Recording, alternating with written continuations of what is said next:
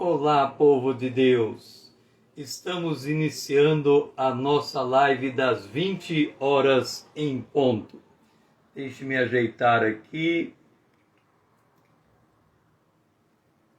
Nós estamos estudando o livro do Apocalipse. Nós estamos... Renato, Eduardo, seja bem-vindo. Renata, seja bem-vinda.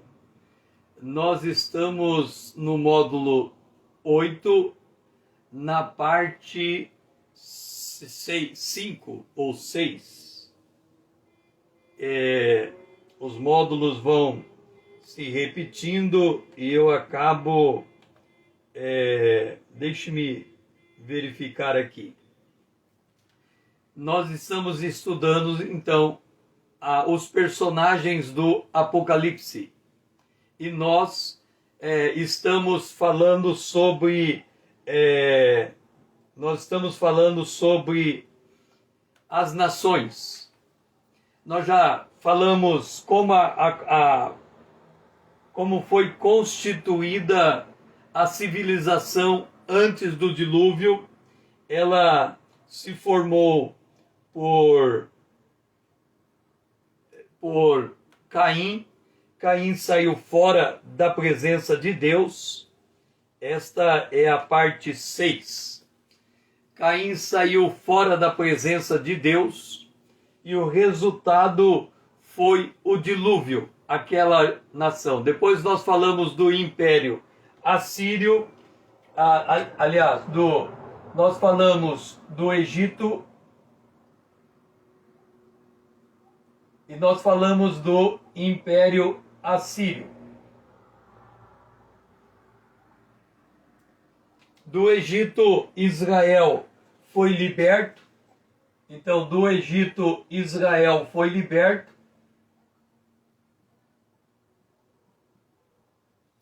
E Israel depois se dividiu em duas nações: Judá e Israel.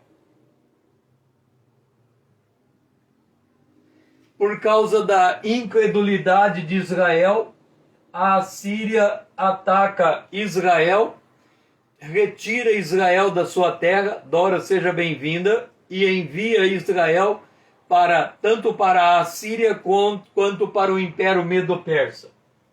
Depois vem a Babilônia.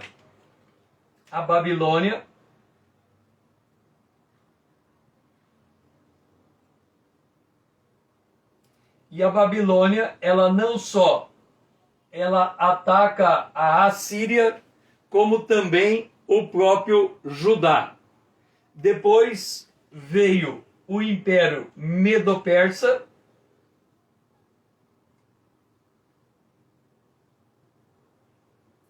que coloca um fim no Império Babilônico. Depois veio o Império Grego, que coloca um fim no Império Medo-Persa.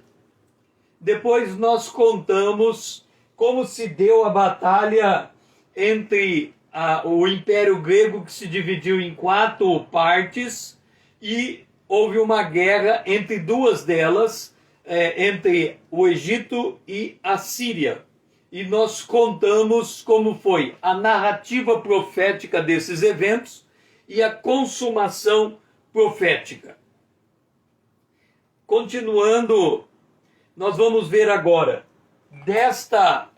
deste Império Grego, que se divide em 4 partes. 2 entram em conflito entre elas. Sai um personagem chamado Antíoco Epifânio, uma figura de Gog. Depois nós vamos falar sobre o 4º reino e a influência política de Roma sobre as nações. Vamos começar por Antíoco Epifânio. Em Daniel, capítulo 8, versículo 21, é bom que você acompanhe nas suas escrituras, na sua Bíblia. Daniel, capítulo 8, versículo 21. Mas o bode peludo é o rei da Grécia. O bode peludo é o rei da Grécia. E o chifre grande entre os olhos é o primeiro rei. Esse primeiro rei foi Alexandre o Grande. Depois, verso 11, versículo 3, Daniel 11, versículo 3. Depois se levantará um rei poderoso, que reinará com grande domínio e fará o que lhe aprouver. Nós estamos falando aqui de Alexandre o Grande. 8:22. Voltando para 8:22. O ter sido quebrado, levantando-se 4 em lugar dele, significa que 4 reinos se levantarão deste povo, mas não com a força igual a que ele tinha. Então aqui é a divisão da Grécia em 4 reinos, mas não com a força que ele tinha. Depois, 8:23, o ter sido quebrado, levantando-se 4 em lugar dele, significa que 4 reinos se levantarão, o 23, o 22, mas o 23. Mas no fim do seu reinado, quando os prevaricadores acabarem, levantar-se-á um rei de feroz catadura e especialista em intriga. Este é Antíoco Epifânio. O verso 24, grande é o seu poder, mas não por suas próprias forças. Causará estupendas destruições, prosperará e fará o que lhe aprouver. Destruirá os poderosos e o povo santo. Esse é Epifânio. Depois, o verso 25. Por sua astúcia nos seus empreendimentos, fará prosperar o engano, no seu coração se engrandecerá e destruirá a muitos que vivem despreocupadamente. Levantar-se-á contra o príncipe dos príncipes, mas será quebrado sem esforço de mão humana. Deixe-me só ajeitar aqui.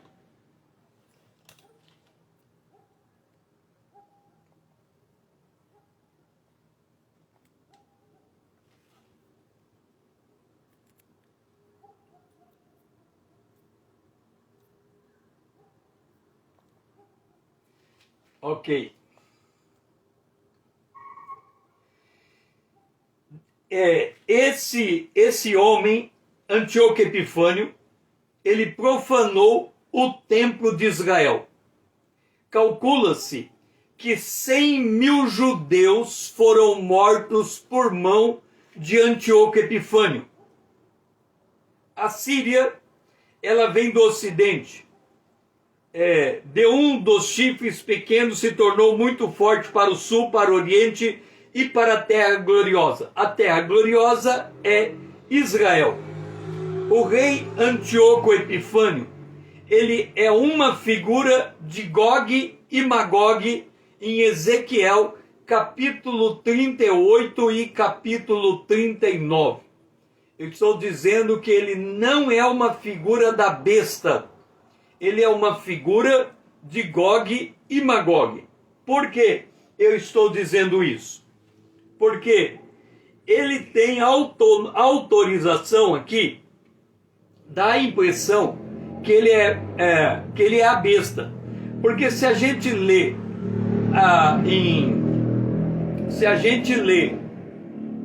Apocalipse capítulo 13, lá fala que a besta que sai do mar tem autoridade para guerrear contra os santos. Então, quando nós lemos aqui que ele destruirá os poderosos e o povo santo, a impressão que temos é que é aquela besta. levantar-se-á contra o príncipe dos príncipes, mas será quebrado sem esforço de mão humana. E acho que aqui se encontra a chave para entendermos que é Gog e Magog. Porque se de um lado a besta será destruída pelo próprio príncipe dos príncipes, pelo próprio Senhor Jesus, este aqui também, quando a gente olha como Gog e Magog será destruído, a Bíblia fala que descerá fogo do céu. O que acontece com Gog e Magog? Antes de chegar em quem é esse personagem, lá em Ezequiel 38 e 39, fala que Deus vai pegar Gog e Magog como fisgado e puxar ele contra Israel. Por isso que ele vai entender que ele tem o poder para destruir o povo santo. E tem uma parte aqui que diz assim: grande é o seu poder, prosperará e fará o que aprouver, fará prosperar o engano, e aí diz assim: engrandecerá e destruirá muitos que vivem despreocupadamente. Vamos abrir lá em Ezequiel, capítulo 39. Ezequiel, capítulo 39. Vamos ver se achamos essa expressão. Ezequiel 39, aqui no verso 6. Meterei fogo em Magog e nos que habitam... Não é aqui.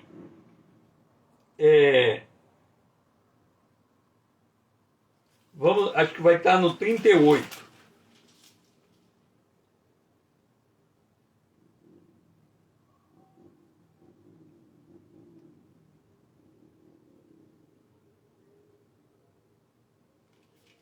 Vamos ver aqui, o verso 11 do 38. Assim diz o Senhor Deus: naquele dia terás imaginação no teu coração e conceberás mau desígnio, e dirás: subirei contra a terra das aldeias sem muros, virei contra os que estão em repouso, que vivem seguros, que habitam todos sem muro, e não têm ferrolhos e nem portas. Isso a fim de tomares os despojos, arrebatares a presa, e a levares a mão contra as terras desertas que se acham habitadas. Então observa, lá em Daniel, ele diz que destruirá a muitos que vivem despreocupadamente. E lá em Magog diz: virá contra um povo sem muro, que vive em repouso. De alguma maneira, Israel, nessa época, estará seguro de sua posição. Por isso que ele acha que ele não será atacado por Gog e Magog. Mas o Senhor diz que vai atrair Gog e Magog contra Israel. E aí, este etíope Epifânio, ele também é atraído contra Israel, e ele vê Israel como um povo que está vivendo descansado, ou seja, um povo que está vivendo tranquilo. O verso 8, 25... muitos que vivem despreocupadamente. Quando nós chegarmos em Gog e Magog, nós vamos ver melhor esta profecia. Então, na continuidade da história, em Daniel 11, 21, dizendo acerca de Etíope Epifânio, diz: se levantará em seu lugar um homem vil. Quando Paulo fala da besta em 2 Tessalonicenses, ele fala, em 2 Tessalonicenses, ele fala que a besta é um homem iníquo e um homem, ele fala que ele é um homem iníquo, filho da perdição. é aquele que ele chama. Ele está falando da besta. Esse aqui é um homem vil, que não tinha dado a dignidade real, ao qual não tinha dado a dignidade real. Mas ele virá, caladamente tomará o reino com intrigas. Virá também caladamente aos lugares mais férteis da província, e fará o que nunca fizeram seus pais, nem os pais dos seus pais. Esse homem vil, ele também fará um acordo com os poderes das trevas, com o império das trevas. Por isso que ele vai fazer algo que nunca tinha sido feito antes. Repartirá entre eles as presas, os despojos e os bens, e maquinará os seus projetos contra as fortalezas, mas por certo tempo. Este rei, o homem vil, isso no verso 36 de Daniel 11, fará segundo a sua vontade, e se levantará e se engrandecerá sobre todo Deus. Contra o Deus dos deuses falará coisas incríveis e será próspero. A besta também vai fazer isso, até que se cumpra a indignação, porque aquilo que está determinado será feito com ele. Acontece que Gog e Magog, ele tem um fim similar, não similar, porque a besta, a diferença entre o homem vil e a besta, é que quando Jesus voltar, ele vai prender a besta. No entanto, esse homem vil, Gog e Magog, quando Deus interferir a favor de Israel, ele vai mandar fogo do céu para destruir este. Então o fim dos dois é completamente diferente. E os dois vão contra Deus. O homem vil, esse que eu estou dizendo que é Gog e Magog, ele não terá respeito aos deuses de seu pai, nem o desejo de mulheres, nem a qualquer deus, porque sobre tudo se engrandecerá. Mas em lugar dos deuses, esse homem vil honrará o Deus das fortalezas, a um Deus que seus pais não conheceram. Honrará com ouro, com prata, com pedras preciosas e coisas agradáveis. Com o auxílio de um Deus estranho, agirá contra poderosas fortalezas, e que os reconhecerem, multiplicar-lhe-á a honra, e fá-los-á reinar sobre muitos, e lhes repartirá a terra por prêmio. Eduardo, seja bem-vindo. Aí vem o 11:22. As forças inundantes serão arrastadas diante do homem vil, serão quebrantadas, como também o príncipe da aliança. Apesar da aliança com ele, com o príncipe da aliança, o homem vil usará de engano, subirá e se tornará forte como pouca gente. Esse príncipe da aliança é a besta. O homem vil sustentará suas forças e o seu ânimo contra o rei do sul, à frente de grande exército.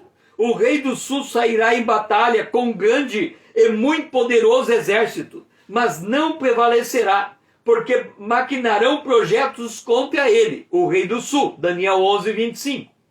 Os que comerem os seus manjares o destruirão, e o exército dele, do rei do sul, será arrasado, e muitos cairão traspassados.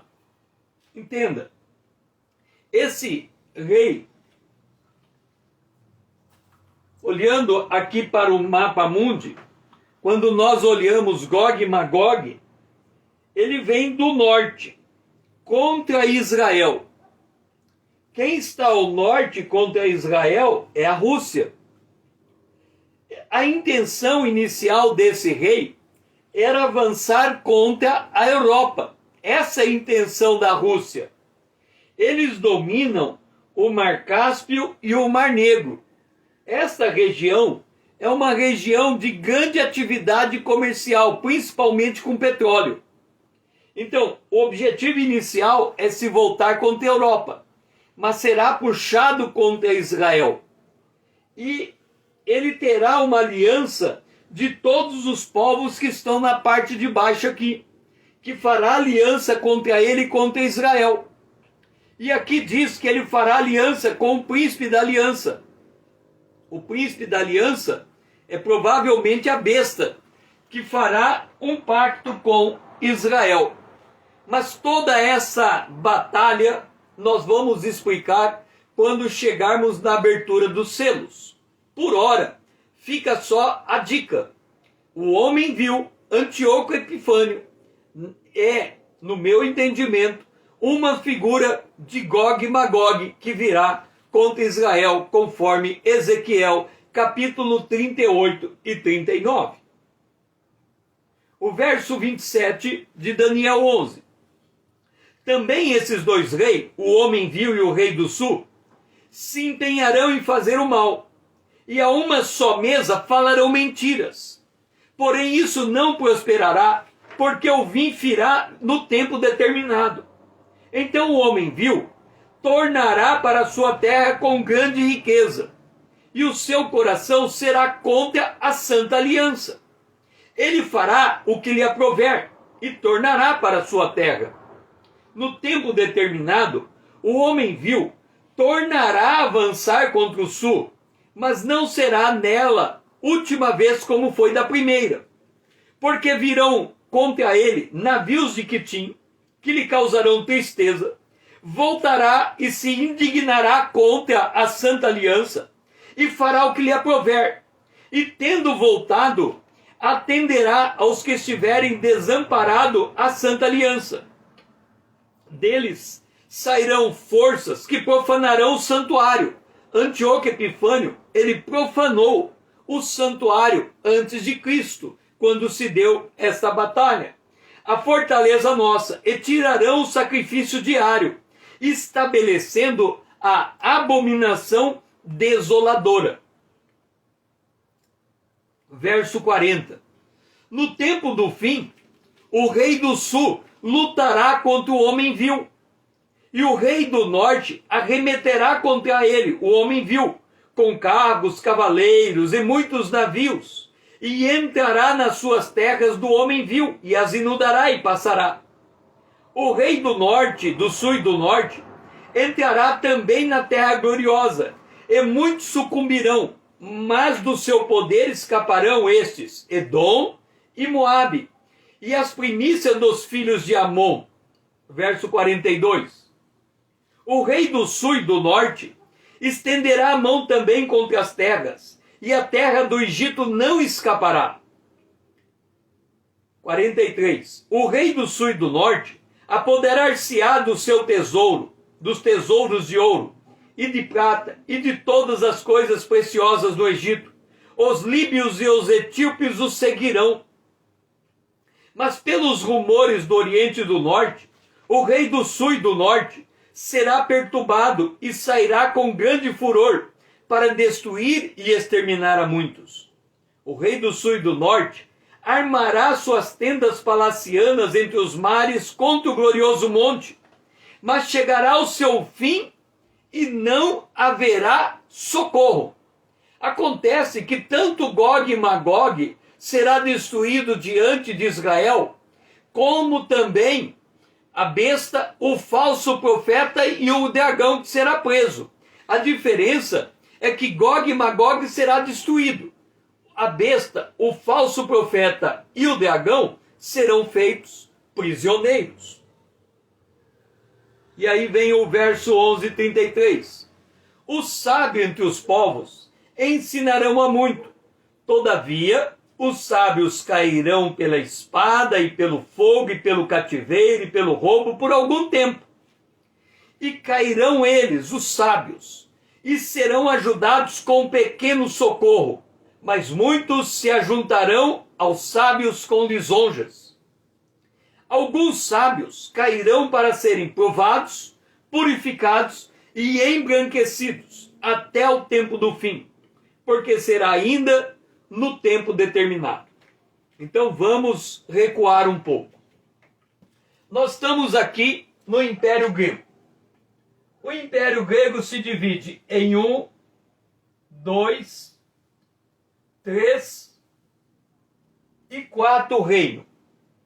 Um deles é o Egito. O outro é a Síria.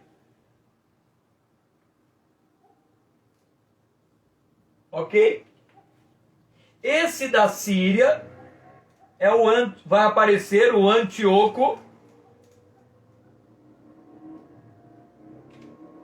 Vai aparecer. Deixe-me ver.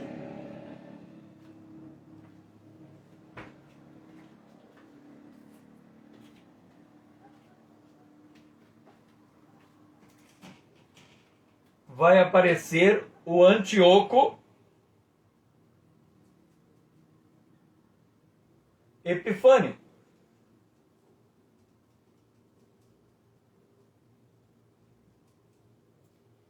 O Antíoco Epifânio. Esse Antíoco Epifânio,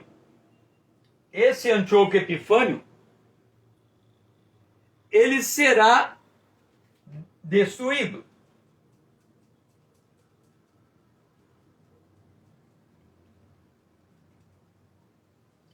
Só que depois, nós lemos aqui em Daniel 11, 33, 34 e 35, que essas coisas vai até o tempo do fim. E até o tempo determinado. Então nós temos aqui uma dupla profecia. Uma profecia que cumpriu em Antíoco Epifânio e vai se cumprir em Gog, Magog.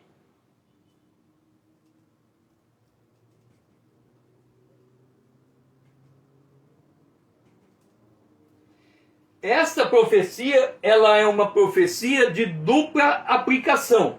Ela aconteceu aqui antes de Jesus e vai acontecer de novo no tempo do fim. E aqui abro um parênteses para explicar estes sábios. No Antigo Testamento, os sábios eram aqueles que interpretavam a palavra profética. Lembra que quando o rei Nabucodonosor, ele teve um sonho, ele chamou os sábios da corte para interpretar o sonho. Os sábios não interpretaram. Então ele chamou Daniel. E Daniel falou que ele tinha a inteligência, a sabedoria, o discernimento de Deus para poder interpretar o sonho. Então, estes sábios que nós estamos encontrando aqui, trazendo na sua equivalência para o Novo Testamento, são os profetas que aparecem no Novo Testamento, e podemos colocar também os pastores, porque os pastores são pregadores da palavra. Eles pregam a palavra, eles pregam a profecia, a Bíblia é a profecia, eles pregam a profecia. E a palavra profética é aquela que trata dos tempos dos fins. Então a palavra de Deus é uma palavra profética. Ela trata com o nosso cotidiano, mas ela também trata com o tempo do fim. Ok. Então vamos ficar na figura dos pastores como sendo sábios.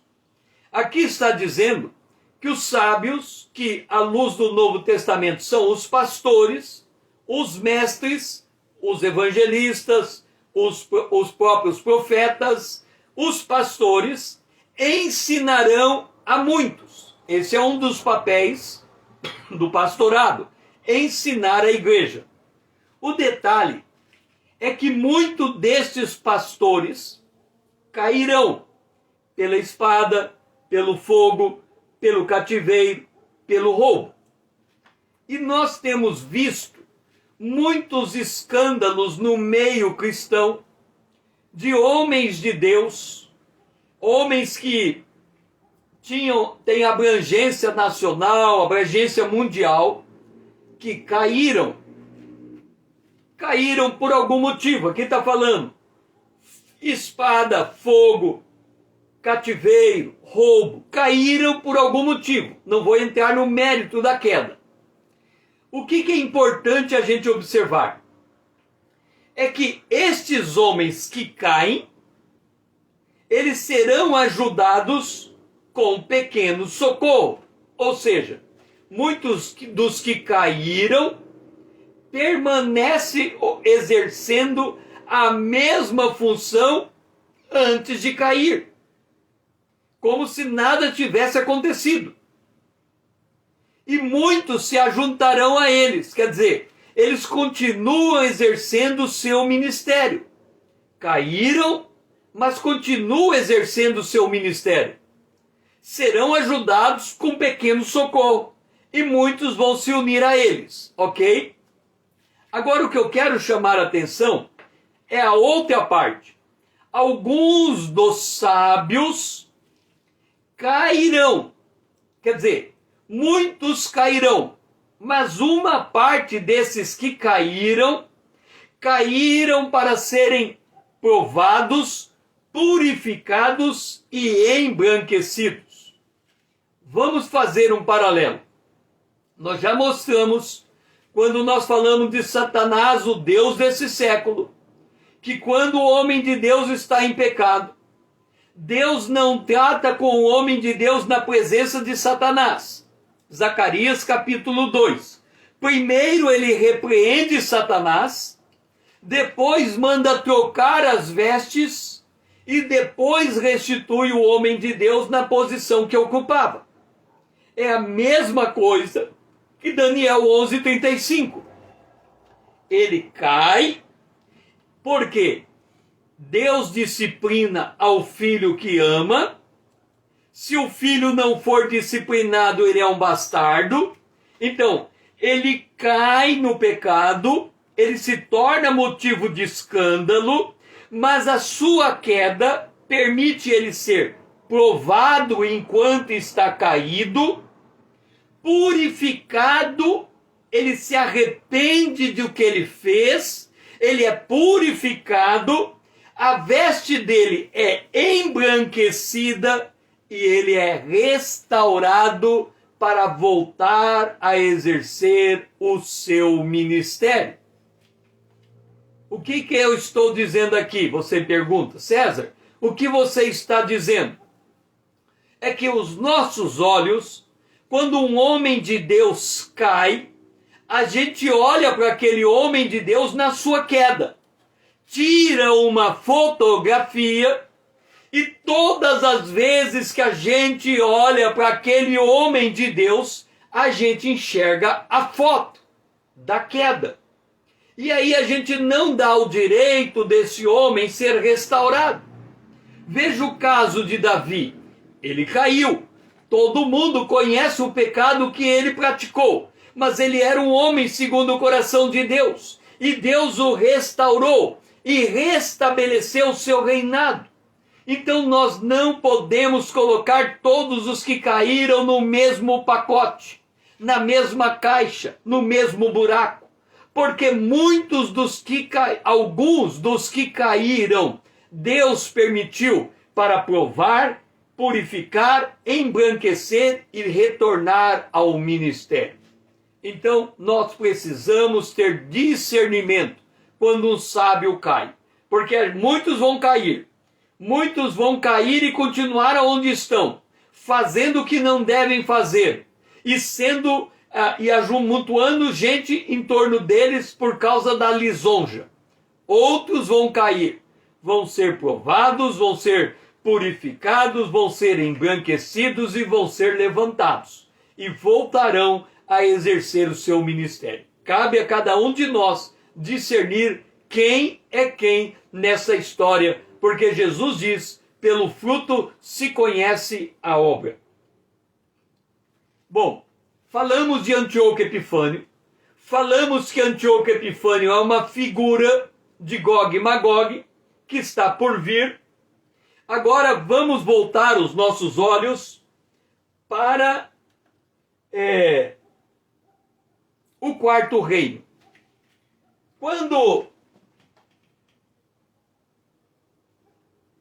Quando Daniel tem a visão de 4 animais, e quando o rei também tem a visão de 4 partes das estátuas, aparece Roma. Daniel não fala dentro do seu livro que o 4º animal é Roma. Ele fala que o primeiro animal é Babilônia, ele fala que o segundo animal é Medo-Persa, ele fala que o terceiro animal é grego, mas ele não fala do 4º animal. Quem é o 4º animal? Mas ele dá pista. Lá em Daniel capítulo 9, verso 26, 25 e 26, Daniel fala que vai ter um povo que vai estar governando o mundo, e que durante o tempo daquele governo vai ter um príncipe que vai ser morto por aquele povo.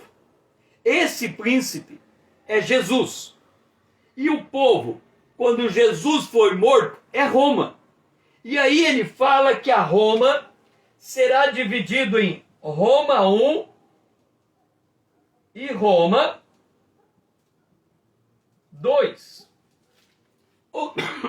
Ou seja, esse animal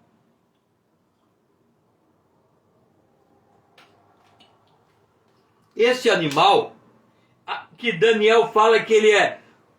Olha Daniel capítulo 2, verso 40. Eis o 4º animal, terrível, espantoso, sobremodo forte. É um animal terrível. Daniel 7:7. Ele tinha grandes dentes de ferro, e ele devorava e fazia em pedaços.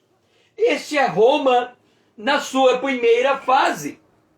Roma implantou a chamada Pax Romana. Na segunda fase, quando Daniel enxerga esse animal, vamos abrir a Bíblia em Daniel capítulo 7, versículo 7. João Cruz, seja bem-vindo. Daniel, capítulo 7, versículo 7. Lembra quando nós falamos como devemos ler a palavra profética? Que às vezes entre uma frase e outra tem mais de 2000 anos de história? Esse aqui é um caso. Olha só, vamos ler Daniel 7, 7 juntos. Depois disso, eu continuava olhando nas visões da noite. Deixe-me dizer uma coisa. Eu estou transmitindo estas lives, debulhando a palavra profética. E a palavra profética, ela é extremamente rica de conteúdo. Então nós temos que, ao longo desses conteúdos, abrir o nosso horizonte. Daniel ficou olhando para aquela visão, até entender a visão. Nós temos que ouvir a palavra profética e somar 2 mais 2 até dar 4. Até nós conseguirmos entender a lógica. E aí vem. Eis o 4º animal. Olha como ele descreve o 4º animal. Terrível, espantoso e sobremodo forte, o qual tinha grandes dentes de ferro. Ele devorava e pisava aos pés o que sobejava. Agora ele vai falar, esse 4º animal é diferente dos outros 3. Aí ele diz que apareceram antes dele e tinha 10 chifres. Quando ele fala que esse animal tem 10 chifres, ele passou para a segunda fase.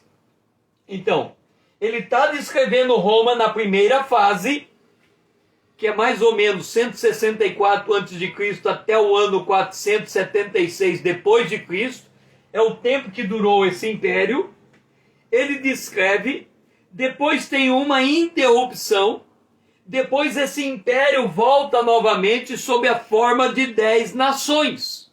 Então, entre esse ponto e esse ponto, nós temos 2.000 anos, 2021, 2.000 anos, menos 476, vamos arredondar 400, 2.000 menos 400, nós temos aqui, no mínimo, 1.600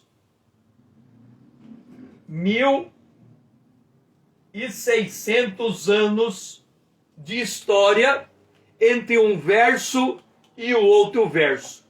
Se a gente não lê o detalhe da palavra profética, e se nós não conhecemos os marcos, nós passamos por cima e achamos que tudo é uma coisa só, e não é. Agora, vamos para Apocalipse, capítulo 17, o versículo 3. Apocalipse, capítulo 17, o versículo 3. Olha o que está escrito. Transportou-me o anjo em espírito a um deserto e vi uma mulher montada numa besta escarlate, besta repleta de nome de blasfêmias, com 7 cabeças e 10 chifres. Esta besta escarlate, ela vai aparecer aqui, ó.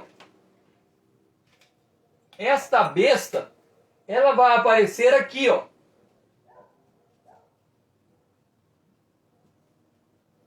Antes do arrebatamento.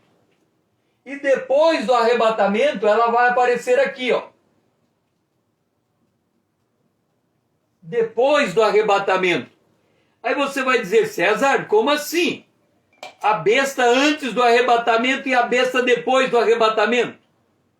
Antes do arrebatamento, desde a morte de Jesus, vocês estão lembrados que Satanás colocou 2/3 dos anjos no céu e 1/3 dos anjos na terra. Estão lembrados disso? Lembra que João escreve dizendo que o espírito do anticristo já está na terra operando? Satanás não vai preparar o governo do anticristo nesse ano. Ele não vai preparar o governo do anticristo usando a pandemia, vamos assim dizer, ou a queda das torres. Ele não vai fazer isso agora. Ele já está fazendo isto desde o dia que Jesus morreu e ressuscitou. Às vezes a gente pensa que vê um movimento aqui, vê um movimento ali, já fica com a cabeça preocupada e diz, meu Deus, o anticristo, o caminho está aberto, o anticristo está fazendo, já está vindo, está chegando. Gente, note uma coisa, o anticristo, ele já está operando no planeta Terra. Ele já está armando a sua arapuca.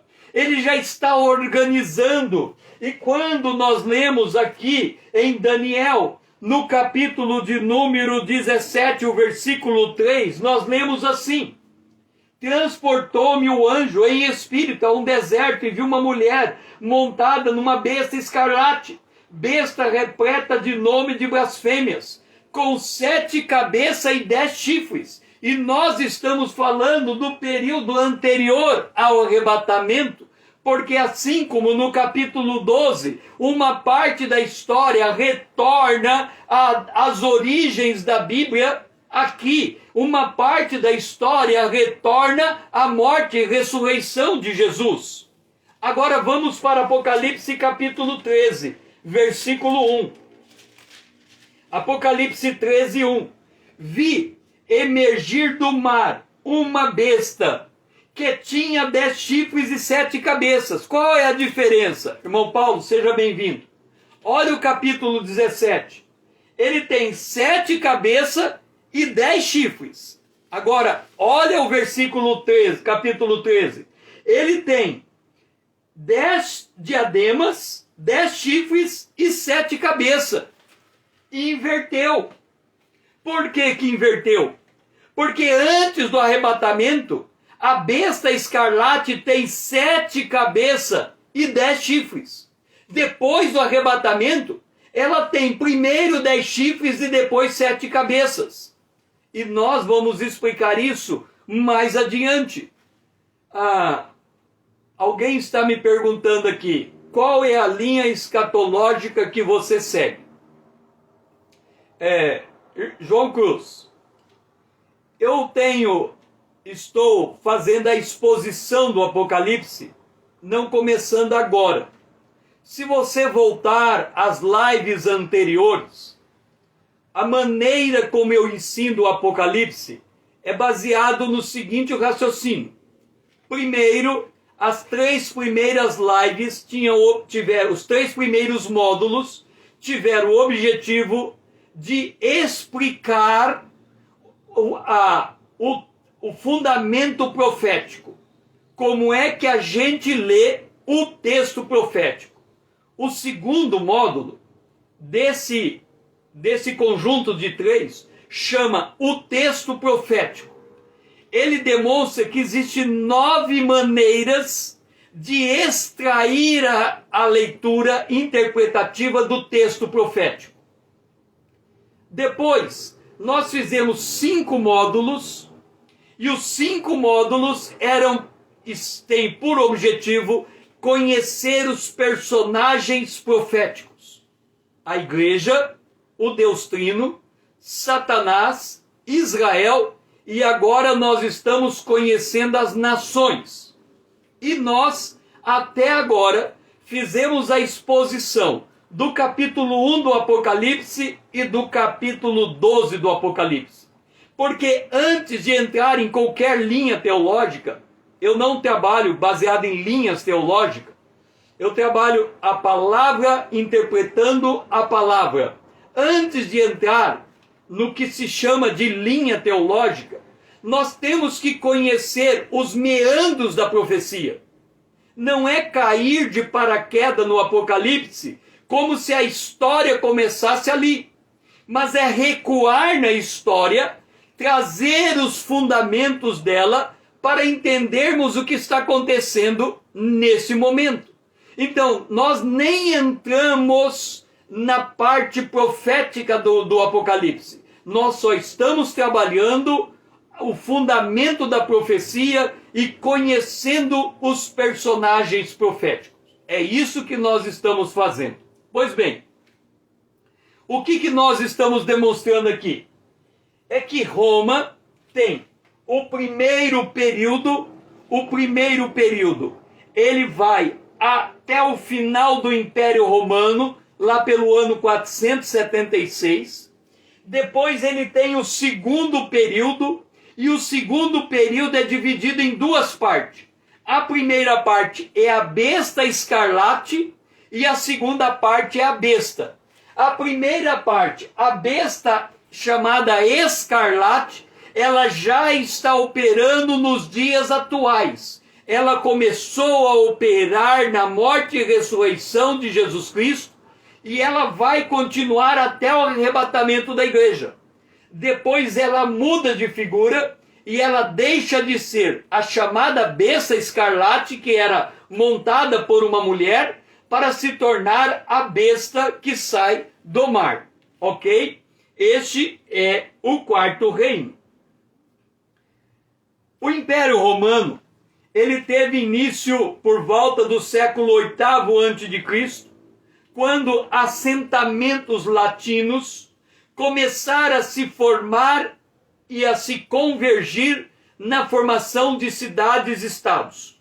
A partir do século 3 a.C., iniciou um processo de anexação de províncias fora da Península Ibérica. Depois de um período de instabilidade, revoltas políticas e militares, no ano 44 a.C., Júlio César foi aclamado imperador, sendo logo assassinado.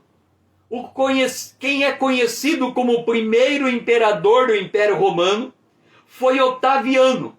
Otaviano foi proclamado príncipe, sendo considerado o primeiro imperador romano. Otaviano reinou de 27 a.C. a 146 depois de Cristo. Então, aqui está o marco do início do Império Romano, 27 antes de Cristo até 476 depois de Cristo. A entronização de Otaviano deu início a um período do Império Romano chamado Principado. Então, este Império Romano, ele é dividido em dois períodos. O primeiro chama Principado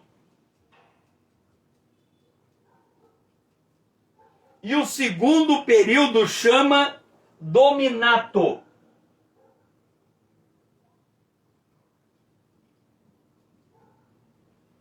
É muito importante nós entendermos esses dois períodos, principalmente o segundo período chamado Dominato. Observa que o Império Romano, na segunda fase, ele é chamado de besta escarlate. Ele é chamado de besta escarlate.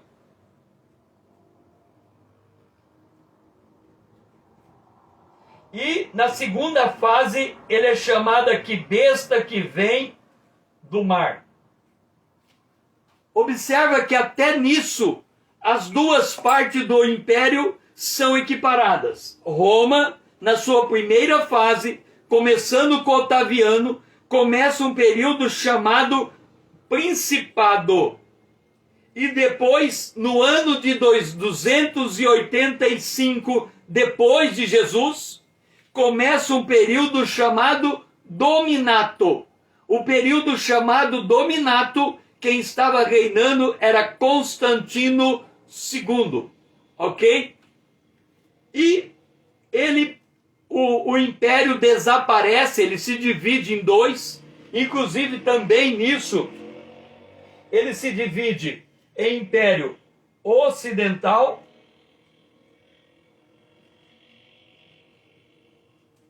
e Império Oriental.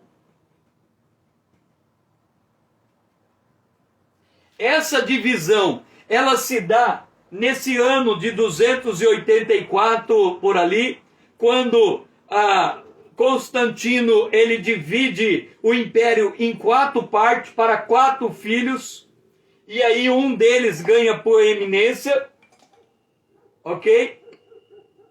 Então, agora deixe-me explicar por que é importante nós conhecermos o período chamado Dominato. E por que todos os países do mundo ocidental, eles carregam algo do Império Romano. Vocês se lembram que quando nós falamos da Grécia, nós falamos da influência religiosa, da influência filosófica, e como ela refletiu na influência religiosa. Agora, nós vamos falar como Roma refletiu da sua influência política. Ok?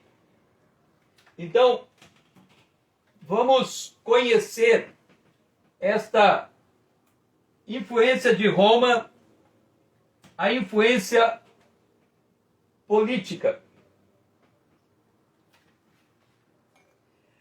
Roma tinha o que a gente chama do poder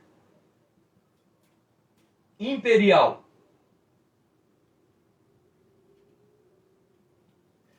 Ele tinha o poder imperial. E encravado no governo romano tinha a Judéia. E encravado na Judéia apareceu o Cristo. Ou seja, num dado momento de Roma, Judéia e Cristo, ele vai criar uma outra lógica. Aqui no poder imperial, do alto tinha o poder imperial do alto, que a gente chama de principado, e o poder imperial do baixo, que a gente chama dominato, formando o Império Romano. Do ponto de vista da Judéia, do ponto de vista político na Judéia, Deus tinha escolhido um rei. e os judeus esperavam pela vinda do rei Davi.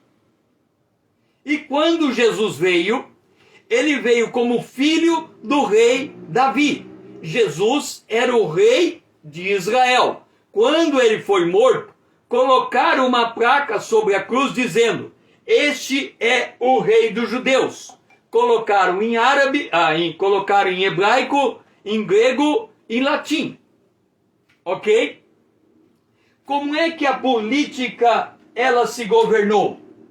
A política ela trabalha em dois âmbitos. Ela trabalha com a guerra e ela trabalha com a diplomacia.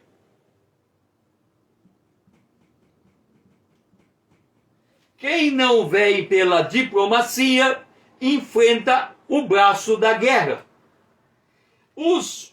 Nas guerras, os romanos estavam tendo problema com os bárbaros,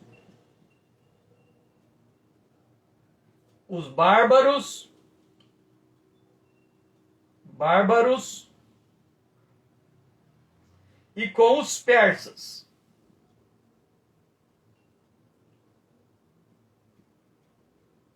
Os bárbaros estavam vindo de um lado da Europa, os persas estavam vindo do outro lado da Europa. E eles estavam tendo que enfrentar aqui. Então eles estavam tendo guerra nessas duas vertentes. E aqui eles tinham que fazer diplomacia com a Armênia para conseguir força para vencer essas batalhas. Ok.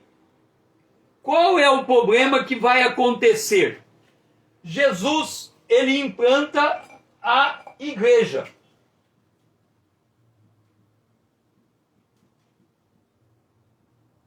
E nós vamos ver depois que a igreja, ela passa um tempo sendo perseguida. No entanto, a igreja que estava sendo perseguida, num determinado momento, ela deixa de ser perseguida e ela faz um acordo com o Estado. Ou o Estado faz um acordo com a igreja e dá à igreja a liberdade de culto. Ele dá num dado momento da história. E quando ele dá esta liberdade para a igreja, vai acontecer um acordo entre o Estado e a igreja, debaixo do governo romano. Bom, para continuarmos a nossa história, volte amanhã às 20 horas em ponto, para a gente continuar essa live desse ponto e continuar a explicação sobre a influência política de Roma na história. Por hoje, eu agradeço muito você, Renata, Eduardo, Paulo, João, Dora, por estar aqui junto comigo e que o Senhor possa lhes abençoar ricamente. Se você ainda não me segue no Instagram, venha me seguir, para tornar essa conta relevante e outros chegarem também e conhecerem a palavra profética. Se você puder, marque no aviãozinho este vídeo e mande para os seus amigos. Me ajude a despertar o povo de Deus para a palavra profética. Irmão João, se você tiver alguma questão mais para levantar, pode entrar no meu direct, estarei falando com você, como também com os demais. Que o Senhor seja louvado e que você tenha um restante de dia abençoado na presença de Deus.